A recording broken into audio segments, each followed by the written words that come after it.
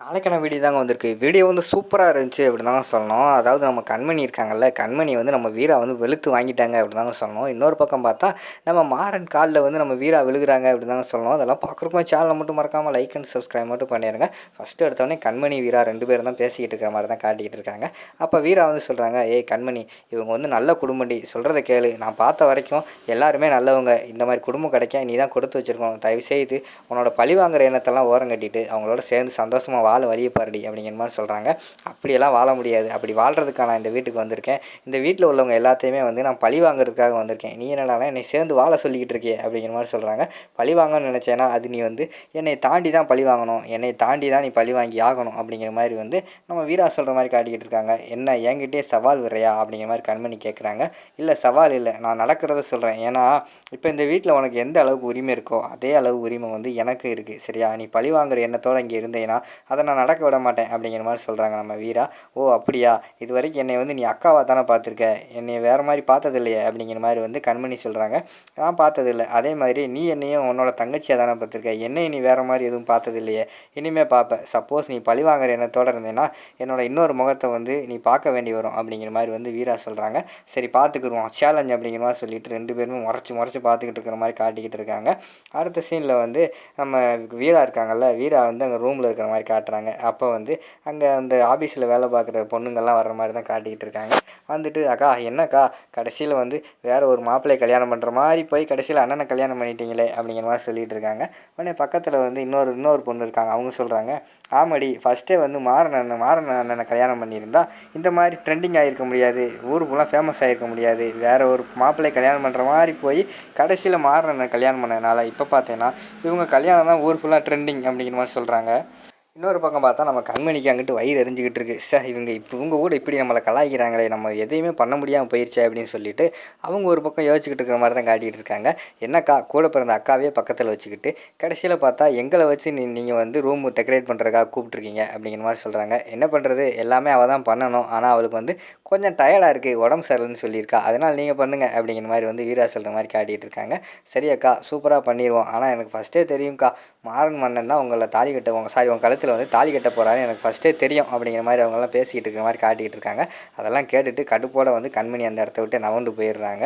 இன்னொரு பக்கம் பார்த்தா நம்ம மாறன் ரூமுக்குள்ளே 3 பசங்க வராங்க. ஆனால் என்னண்ணே ஜமாச்சிட்ட போனேன், நானும் தான் இருக்கனே, நான் ஒரு லூசுனே, அதுவும் இல்லாமல் நான் ஒரு கோலனே, என்னோடய ஆளு கூட வேறு ஒருத்தங்க கூட கல்யாணம் முடிஞ்சிச்சுனே, நான் கூட அந்த மண்டபத்துக்கு போனேன், ஆனால் என்னால் அங்கே எதுவுமே பண்ண முடியலண்ணே, நீ வந்து மாசுனே, கடைசி வரைக்கும் நின்று பக்கத்தில் நின்று தாலி கட்டின பார்த்தியா, சூப்பர்ண்ணே, உன்னை மாதிரி தானே இனிமேல் யங்ஸ்டர்லாம் இருக்கணும் அப்படிங்கிற மாதிரி சொல்கிறாங்க. டேய் என்னை மாதிரி எதுவும் இருந்துடாதீங்களா, அப்புறம் போலீஸு கேஸு நாய் தூக்கி வச்சு நொக்க பிரிக்கிற போகிறாங்க, என்னை மாதிரிலாம் செய்யவே கூடாது அப்படிங்கிற மாதிரி சொல்லிகிட்டு இருக்காங்க. பிறகு எப்படின்னு வெளியில் வந்த போலீஸ் கேஸ் ஆகிடுச்சுன்னா அப்படிங்கிற மாதிரி கேட்காங்க. ஏதோ வீரா மனசில் கொஞ்சோண்டு ஈரம் இருந்திருக்கு என் மேலே, அதனால தான் வந்து என்னைய வந்து வாபஸ் ஆக்கி விட்டா அப்படிங்கிற மாதிரி சொல்கிறாங்க. ஓ அப்படியாண்ணே, இருந்தாலும் அண்ணி உங்களை வந்து புரிஞ்சுக்கிடுவாங்கண்ணே, நீங்கள் ஒன்றும் கவலைப்படாதீங்கண்ணே அப்படிங்கிற மாதிரிலாம் அவங்க சொல்லிகிட்டு இருக்க மாதிரி காட்டுறாங்க. சரி எனக்கெல்லாம் அட்வைஸ் பண்ணது போதும், போய் ஆக வேண்டிய வேலையை பாருங்கள். டேய் பூவை கொடுங்கடா, பெட்டுக்கு நான் தான்டா போடுவேன், நான் தான் என்னோடய ஃபஸ்ட் நைட்டுக்கு பூ போடுவேன் அப்படின்னு சொல்லிட்டு பூவை வாங்கி அந்த இடத்துல போட்டுக்கிட்டு இருக்கிற மாதிரி காட்டுறாங்க. அடுத்த சீனில் கார்த்திக் வந்து நம்ம ராகவன்கிட்ட போய் அண்ணிக்கிட்ட பேசு, இந்த வீட்டில் வந்து எல்லாருமே ஏற்றுக்கிட்டாங்க, அப்பா என்ன சொன்னார், அண்ணி எடுக்கிற முடிவு தான் வீரா விஷயத்தில் வந்து நான் ஏற்றுக்கிறேன்னு சொன்னாங்களே, அண்ணிக்கிட்ட போய் பேசு, அவங்க 2 பேரும் சேர்ந்து வாழட்டும், எல்லாருமே சந்தோஷமாக இருப்போம் அப்படிங்கிற மாதிரி சொல்கிறாங்க. டேய் அவகிட்ட போய் என்னடா பேச, அவள் ஆல்ரெடி கோவமாக இருக்காடா, நான் போய் பேசினாலும் கேட்க மாட்டாடா அப்படிங்கிற மாதிரி சொல்லிகிட்டு இருக்காங்க. சரி பேசி பாருனேன் போனேன் அப்படின்னு சொல்லிட்டு கார்த்தி வந்து ராகவனை அனுப்பி வைக்காங்க. அப்போ வந்து கண்மணிக்கிட்ட போய் பேசுகிறாங்க. கண்மணி நான் சொல்கிறேன் தப்பாக நினைக்காத, வீராவே வந்து மாறனை வந்து ஏற்றுக்கிட்டா, இனிமேல் நீ எதுக்கு இப்படி வீம்பா இருக்க, தயவுசெய்து நீ ஏற்றுக்கோ, அவங்க சந்தோஷமாக இருக்கட்டும் அப்படிங்கிற மாதிரி சொல்கிறாங்க. என்னங்க நினச்சிக்கிட்டு இருக்கீங்க, எங்கள் அண்ணனை கொலை பண்ணவனே என் தங்கச்சி கூட வாழ வைக்கிறதுக்கு நான் என்ன லூஸா அப்படிங்கிற மாதிரி சொல்லிக்கிட்டு இருக்காங்க. ஏய் எதுக்கு இப்படியெல்லாம் பேசுகிற, அதான் உன் தங்கச்சியே ஏற்றுக்கிட்டால, நீ ஏன் இவ்வளோ கோபமாக இருக்க அப்படிங்கிற மாதிரி சொல்கிறாங்க. அவள் ஏற்றுக்கலாம், ஆனால் நான் ஏற்றுக்கிற மாட்டேன் அப்படிங்கிற மாதிரி சொல்லிகிட்டு இருக்காங்க. சரி வா விருப்பம் அப்படிங்கிற மாதிரி சொல்லிட்டு அந்த இடத்துல வந்து பேச்சை முடிச்சுட்டு ராகவன் வந்து கிளம்பி போயிடுறாங்க. அடுத்த சீனில் பார்த்தோம்னா நம்ம வீரா கிட்ட தான் நம்ம வள்ளி வந்து வராங்க.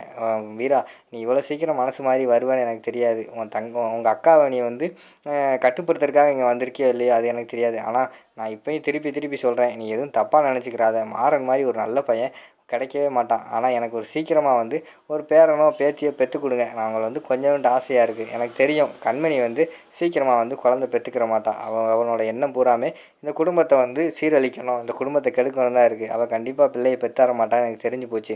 நீ தாம்மா ஃபஸ்ட்டு அவளுக்கு முன்னாடி எனக்கு பெத்தரணும், மாறன் மாதிரியோ இல்லைன்னா உன்னை மாதிரியோ ஒரு பேர பிள்ளை என் கையில் பெற்று கொடுங்க அப்படிங்கிற மாதிரி சொல்லிகிட்டு இருக்க மாதிரி காட்டிக்கிட்டு இருக்காங்க. அவங்களும் சரி வள்ளியம்மா அப்படிங்கிற மாதிரி சொல்லிடுறாங்க. சரி நேரமாச்சு நீ கிளம்பு அப்படிங்கிற மாதிரி சொல்லிடுறாங்க. சரின்னு சொல்லிட்டு மாறனை தான் காட்டுறாங்க. மாறன் வந்து பதறிக்கிட்டு இருக்காங்க. என்னடா மாறா, நம்ம வாழ்க்கையில் தான் இப்படியெல்லாம் நடக்குது, ஆச்சரியமாக இருக்கடா அப்படின்னு சொல்லிட்டு அவர் ஒரு பக்கம் யோசிச்சுக்கிட்டு இருக்காரு. டக்குன்னு கதவை திறக்காங்க. கதவை திறந்தா நம்ம வீரா வந்து என்ட்ரி கொடுக்காங்க. வீரா வந்து அப்படியே வெக்கப்பட்டுக்கிட்டு கையில் செம்பு ஒரு ஒரு பனியோடு வர்ற மாதிரி காட்டிக்கிட்டு இருக்காங்க. அதை பார்த்தோன்னே மாறனுக்கு வந்து புதுசாக இருக்குது. வீரா, உன்னை பார்த்தாலே இது புதுசாக இருக்குது அப்படிங்கிற மாதிரி சொல்கிறாங்க. என்ன புதுசாக இருக்குது அப்படிங்கிற மாதிரி கேட்குறாங்க. இல்லை, நீ எப்போயுமே துருன்னு நீ வாட்டில் பேசிக்கிட்டு இல்லையா, இப்போ வெக்கப்படுறத பார்த்தா புதுசாக இருக்குது அப்படின்னு சொல்கிறாங்க. விருட்டுன்னு பார்த்தா நம்ம வீரா டக்குன்னு மாறனோட காலில் விழுந்துடுறாங்க. என்ன காலெல்லாம் விழுகிற, எந்திரி அதெல்லாம் நமக்கு தேவையில்லை அப்படிங்கிற மாதிரி சொல்லிக்கிட்டு இருக்காங்க. இல்லைங்க, என்ன இருந்தாலும் கணவரோட காலில் விழுகணும்ல அப்படிங்கிற மாதிரி வந்து நம்ம வீரா சொல்கிற மாதிரி காட்டிக்கிட்டு இருக்காங்க. அதெல்லாம் ஒன்றும் தேவையில்லை, நமக்குள்ளே என்ன அப்படிங்கிற மாதிரி சொல்லிக்கிட்டு இருக்கிற மாதிரி காட்டுறாங்க. அதோட பார்த்தீங்கன்னா அந்த எபிசோடு வந்து முடிச்சிடுறாங்க.